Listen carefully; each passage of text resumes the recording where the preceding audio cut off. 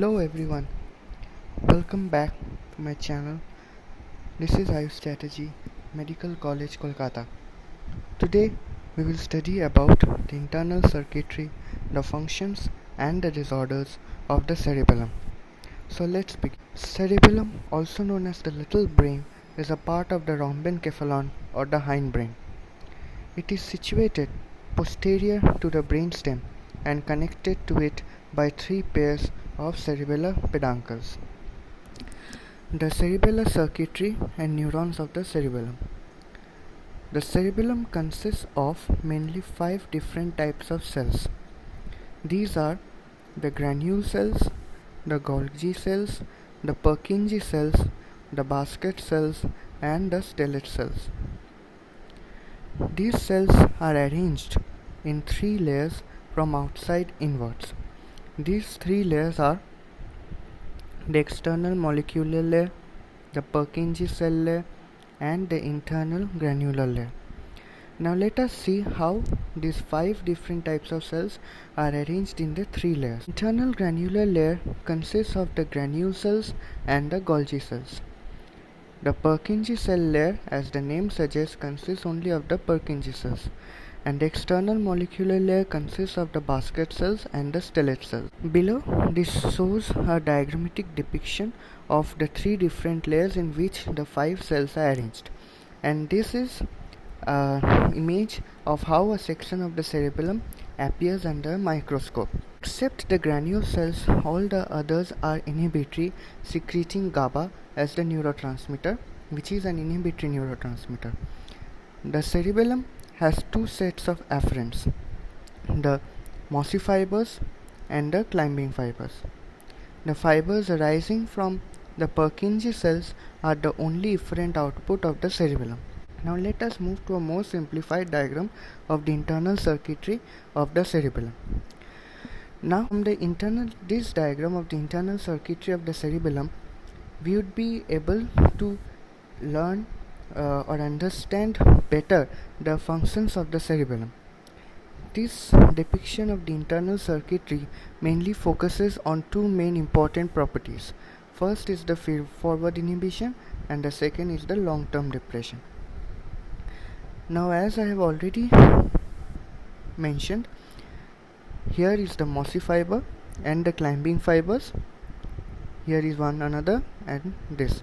These are the 2 different types of afferent fibers to the cerebellum, while the single only efferent fibers is formed by those coming from the Purkinje cell. Now in this diagram, I have depicted the excitatory connections by blue and inhibitory connections by red. And here the axons of the granule cells, they form the parallel fibers which further make connections with both the Purkinje cells as well as with the basket cells. Now one distinctive properties of mossy fiber and the climbing fiber is that the mossy fiber makes connections with more than one Purkinje cells indirectly to the granule cells and the parallel fibers, while the climbing fiber makes many intervening connections with only a single Purkinje cell. Another difference is that climbing fiber brings afferents only from the olivary nucleus, while from the rest the afferents are brought by the mossy fiber. Now let us move on to the first unique phenomenon which is seen here, which is the feed-forward inhibition. Now what is feed-forward inhibition? Here, as we can see, that same Purkinje parallel fibers which arise from the granule cells make connection with both the Purkinje cell as well as with the basket cell, and we can see that the parallel fibers arising from the granule cells are excitatory. So on one hand they excite the Purkinje cell, while on the other hand they excite the basket cell, which in turn inhibits this Purkinje cell. So this phenomenon is known as the feed-forward inhibition. So what is the role of feed-forward inhibition? Feed-forward inhibition helps in focusing the impulses, more precisely the afferent impulses coming through the mossy fibers. For example, let us take the 3 Purkinje cells which I have shown here, A, B and C. Suppose the impulse coming from the mossy fiber is supposed to be such that it activates, say, the Purkinje cell B. Then the internal circuitry will work in such a way that the basket cells will inhibit the Purkinje cells A and the Purkinje cell C, while the parallel fibers will excite the Purkinje cell B. Or in other words, the impulse will come from the mossy fiber, excite the granule cell, then it will go through the parallel fibers. Now the parallel fibers will excite only the basket cells, which will inhibit the Purkinje cell A and the Purkinje cell C, while it will directly activate the Purkinje cell B. In a way, it inhibits all the other Purkinje cells apart from the one which it is assigned to activate. That is, it focuses the impulse on the Purkinje cell B, while all the other Purkinje cells are inhibited. This is the feed-forward inhibition. Now, due to this feed-forward inhibition, the cerebellum is able to perform its function of coordination of voluntary activities, smooth tuning of fine motor activities, which is a most important function of the cerebellum. Now moving on to the next unique phenomenon, which is the long-term depression. What is long-term depression? Long-term depression is a kind of synaptic plasticity. That is, it is a phenomenon of alteration of the strength of the synapse. Here the synapse involved is the Purkinje cell parallel fiber synapse, this one. Now, as I already mentioned the difference between the mossy fiber and the climbing fiber, we can see that the Purkinje cell has connections with both the climbing fiber as well as the mossy fiber through the parallel fibers. The mossy fibers brings mainly the proprioceptive input, that is the position sense, vibration sense, joint sense, while the climbing fibers is mainly related or concerned with bringing about the error signals, that is, if there is any discrepancy between the motor commands which are designed by the cerebellum and the actual movement performed. Now suppose what happens that the mossy fibers carry some proprioceptive input, and through the Golgi cell, the granule cells and the parallel fibers, they come to the Purkinje cell. Now the efferent impulse which comes out of the Purkinje cell is such that the activity performed by the body is different from the actual motor command which was designed by the cerebellum. Then naturally an error signal will be carried by the climbing fibers and it will reach the Purkinje cell. Now since the climbing fiber makes connections with only a single Purkinje cell, its strength or the frequency of the impulses will be much greater than those which reach the Purkinje cell through the parallel fibers, because it indirectly makes connections with many Purkinje cells. So the error impulses coming through the climbing fibers will lead to long-term depression of the Purkinje cell parallel fiber synapse, meaning to say that it will change the synaptic strength here such that the original impulse which was passing through here will not be able to cross the synapse. As a result, the cerebellum tries hit and trial methods or trial and error methods and makes new motor commands and tries to pass this synapse. And after many attempts, one such motor command is able to cross this new synapse with a new altered strength, and this one then goes through the efferent and brings about a movement which is correct. Then the error signal is now diminished and the long-term depression is removed. Let me repeat it again. The mossy fiber brings about proprioceptive impulses. These impulses travel through the mossy fibers to the granule cells, then to the parallel fibers, and then reach the Purkinje cell. Now the efferents from the Purkinje cell carry the impulses to peripheral structures such as the limbs and bring about movements. Now if such movement is different from what the cerebellum programmed or designed a command for, then a error signal will be generated, and this error message or error signal is carried up by the climbing fiber.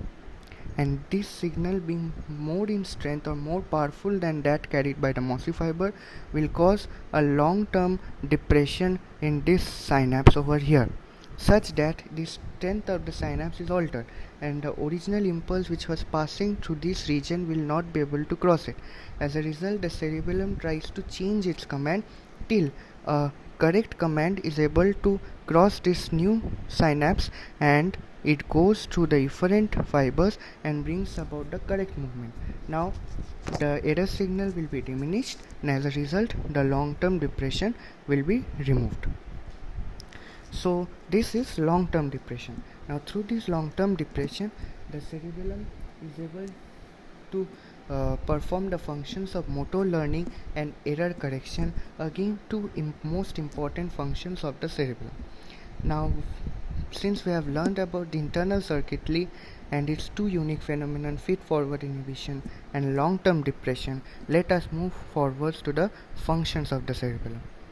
Now, what are the functions of the cerebellum? Three important functions. These are the regulates the rate, force, range and direction of movement. That is, the cerebellum helps to coordinate the movement. This is because of the feed-forward inhibition or the focusing action of the cerebellum, and it has role in the correction of errors and motor learning. This is due to the the long-term depression effect of the cerebellum. Now, some other important functions of the cerebellum are planning and programming of movements. It predicts the timing and pattern of movement, and it has also some role in muscle tone. Means that the cerebellum is able to assess depth or distances of objects. So after we have understood the functions of the cerebellum and the internal circuitry of the cerebellum, we will also be able to decipher that if there is a lesion in the cerebellum, that is, this functioning of the cerebellum is deficient, then what will be the symptoms or manifestations of the cerebellar diseases. So moving on to the cerebellar disorders. These are nystagmus. Nystagmus is rapid involuntary jerky movements of the eyeball due to incoordination, that is loss of coordination. Rebound phenomenon, again this is due to lack of coordination. Intention tremors, drunken gait, dysmetria or past pointing. Now dysmetria or past pointing, it means that suppose a person is going to touch an object. Due to the lesion in the cerebellum, the person is not able to assess the exact depth or distance of the object, and he either overshoots or undershoots. This is known as dysmetria. Now, as an extension of this, the cerebellum tries to correct the movement, but that function is also lost due to the cerebellar lesions. So, as a result, after overshooting, the person in an attempt to correct his movement overshoots in the opposite direction, and this type of alternate movement continues, and as a result it gives rise to a kind of tremor known as the intention tremor, and a characteristic of this tremor is that it does not occur at rest, it occurs only at the time of movement. The other symptoms of cerebellar disorders are dysdiadochokinesia, decomposition of movements, and scanning of speech. These are all due to lack of coordination of the muscles. One important point in cerebellar disorders is positive Romberg sign. That is, the person sways from side to side with his eyes closed as well as with his eyes opened. Here is a mnemonic to remember the cerebellar disorders. Nate recently invented the 4D spectacles. It is N for nystagmus, R for rebound phenomenon, I for intention tremors. 4D means the 4 Ds here, that is drunken gait, dysmetria, dysdiadochokinesia and decomposition of movements, and S means the scanning speech. So I hope you guys have enjoyed this video. Thank you for watching it. Please like, share and do subscribe, and I will be soon back with another video. Till then, enjoy and have fun.